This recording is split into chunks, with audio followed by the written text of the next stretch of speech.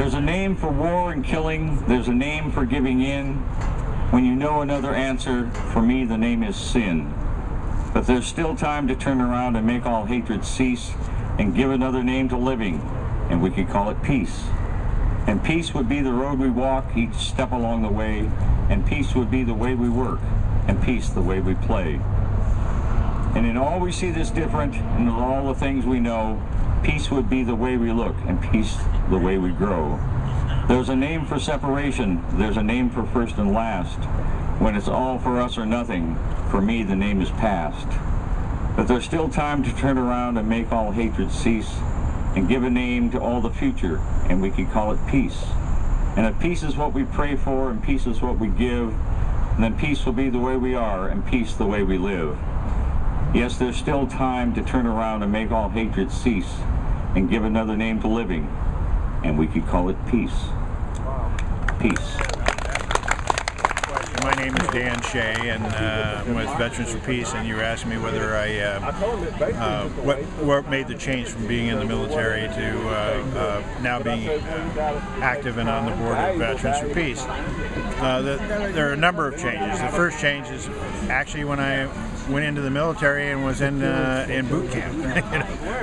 I immediately realized that this is there was something wrong. This idea of rah, kill, all of these things that people were talking. This is not the way I was raised. I thought I either fell for the lie that we were there to go and help people and liberate them, like so many young people today have been told about going to Iraq and Afghanistan. But I still wasn't that aware of why I felt the way I did. I was resisting it. And then towards the end of my tour, I was, getting ready to actually go to Vietnam, and I went AWOL. And I mainly went AWOL because I didn't know whether I was going to live or die, and I wanted to go say goodbye to people that I knew, my family. And was just gone for 4 days and came back and busted, thrown in the brig. And then they come to me and say, "You're going to sign a waiver. We'll let you out. 4 or 5 days earlier. You're going to Vietnam." Sure, they had chasers on me and this other guy from Portland all the way up to Alaska, and then sent us to Vietnam. And the minute I got into Da Nang and got off the airport, out of the airport, incoming came in. The very first day I stepped off that plane, I thought, "Shit, I'm going to die today. This is it. It's over." Somehow we got through that. It wasn't that big a deal, people brought us in, and I just happened to be with some people that told me right off the bat this was not about ma, pa, and apple pie. Right now, if we were in a firefight or a battle, that the guys on the other side, they were sent to war, they're defending their country, and we're the aggressor, and we're just trying to survive. We just trying to survive. And I just realized we weren't there for all those other things we were told about.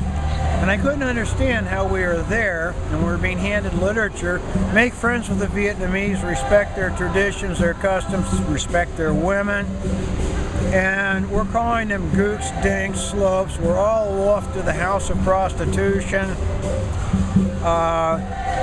Kids are begging for food on the side of the road instead of just dumping a case of C rations out. One guy takes a can and splits his kid's head open. And I'm trying to figure out, where is this coming from in us? I could see very early we were going to lose the war. We were not making friends with these people. We were unwelcoming, uninviting ourselves with the totally inappropriate action that seemed to have the full knowledge and understanding of the military, the higher ranks that we reported to.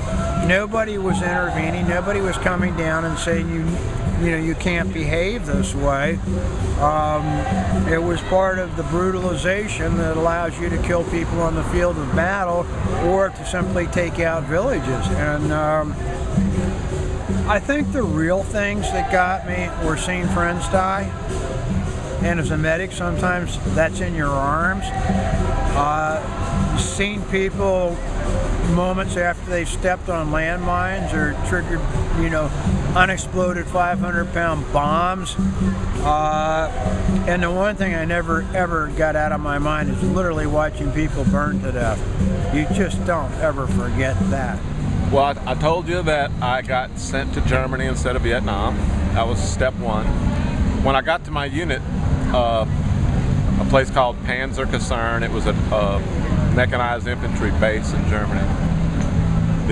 All the guys that had just gotten out of Vietnam were in my company, all combat vets from every theater in Vietnam. The guys that had more time, they sent them to different places. So my first day in my unit, they sat me down and just basically taught me the truth about what was going on in Vietnam. This was in 1971. And by 71, the active duty GI resistance to the war was worldwide. So they basically sat me down and said, first asked me if I was cool, meaning do you smoke pot, and second asked me if they just basically told me we're disrupting the system. And from that day on, for 30 months, I was in the same platoon, and we disrupted the system heavily. I personally organized 4 other guys, and we all deserted our platoon. Eventually, 11 CIDs and MPIs kicked in our door and found us and arrested us and brought us back to the base, where we all got court-martialed and sentenced to hard labor in prison. And I was fortunate, I went on some operations that I still can't grasp in my mind, and I don't know if part of my mind has blocked that out. I've heard of people that have gone to Vietnam and spent a tour, 2 tours, and from the day they stepped into Vietnam to the day they come out, they can't remember a damn thing. I remember telling a story about this, going into this village for a search and destroy mission, and I was always proud to say I never fired my weapon at an enemy. We'd been fired upon, but I never fired it. And I'm a machine gunner, so I wouldn't do a lot of damage. And so with that, I was telling the story to people, and all of a sudden, my body just started shaking. Tears come rolling around my eyes, and I had this horrible thought, because I couldn't remember when we got there. I remember we got there, and a lot of booby traps, a lot of explosions, a lot of people dying, and then it was silent.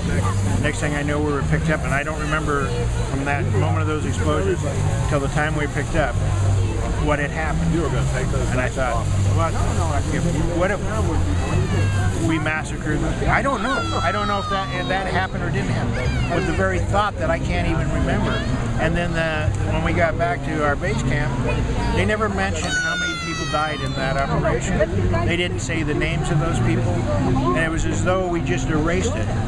And I was sitting there cleaning my machine gun, and my brother, Michael, who's a year younger than me, came into the same company and platoon as I was. And years later, he would say to me, he said, "Dan, you were stoned." No, man, I was not stoned. And then Wilson. I now know. I was in shock. I had not known what happened to me. David Duncan once made a very great statement in one of his books where he mentions going in and calling in on the airstrike on a Vietnamese village with his Vietnamese counterpart. And he asked his counterpart, he says, "Well, what do you think we accomplished today?" And the South Vietnamese, the Army soldier he's with, looks at him and without showing any emotion, he says, "Today I think we make many new VC." And when I saw that in Duncan's book, I thought, yeah, that's what it was. We're turning these people against us, and these are the people we're supposed to be saving. Nobody is for war, but in understanding that the hardest thing for me was the betrayal of my government telling us, and the betrayal that they continue to do to these young people to tell them that they're going to go and liberate somebody else.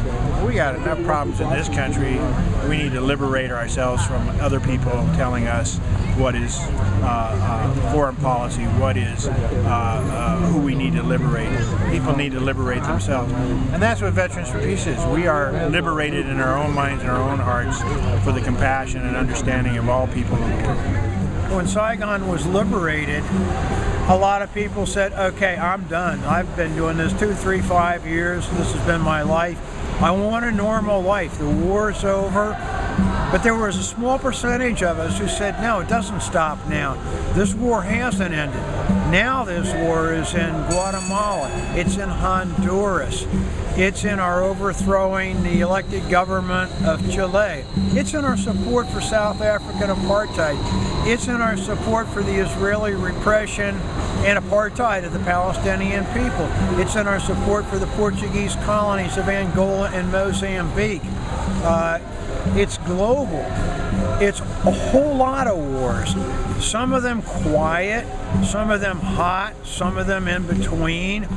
A lot of them we're fighting through third parties, hiring mercenaries like the Contras.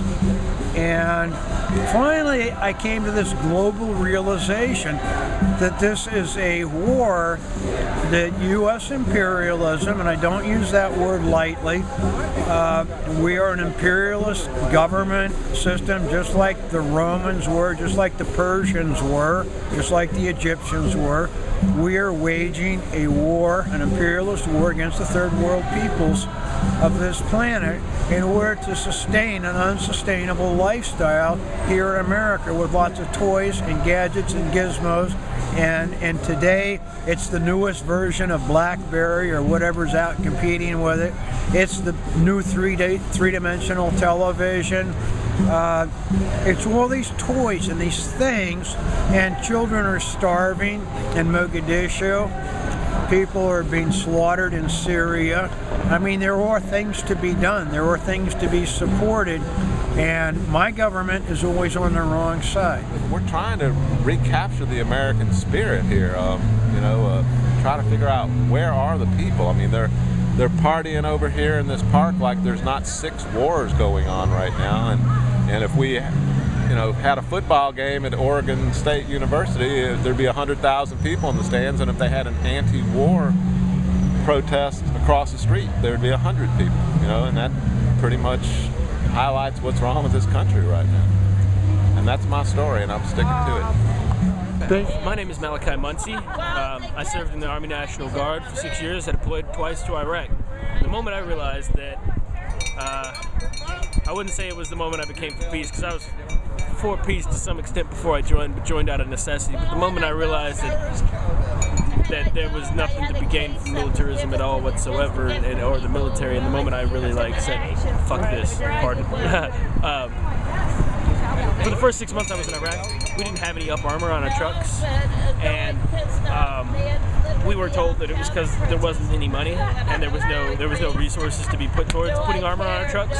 But we lost a soldier, and when we lost that guy, it took them 2 days to get armor on all our trucks. And that says to me that they were waiting for someone to die. The resources were there, and they had the capability to put armor on our trucks, but they didn't, because nobody had died yet.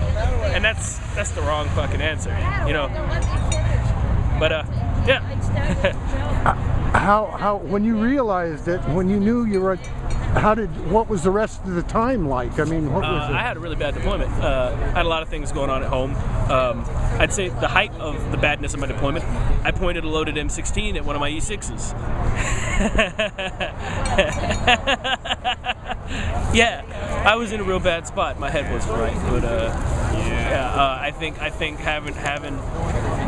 having a like-minded community like we have here, VFP, IVAW, VVAW, all these guys are all around here, and knowing that I'm not alone,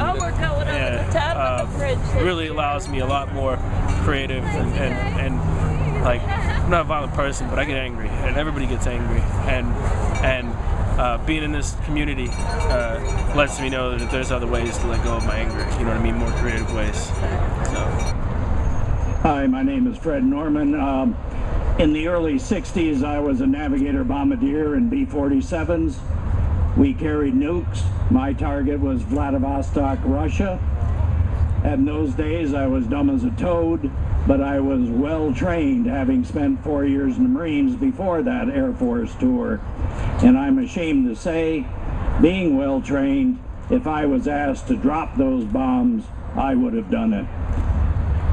There are people just like me on active duty today, and one of my hopes of this gathering is that a message gets through to them that there's a better way to live their lives and to keep the lives of other people going. Thank you.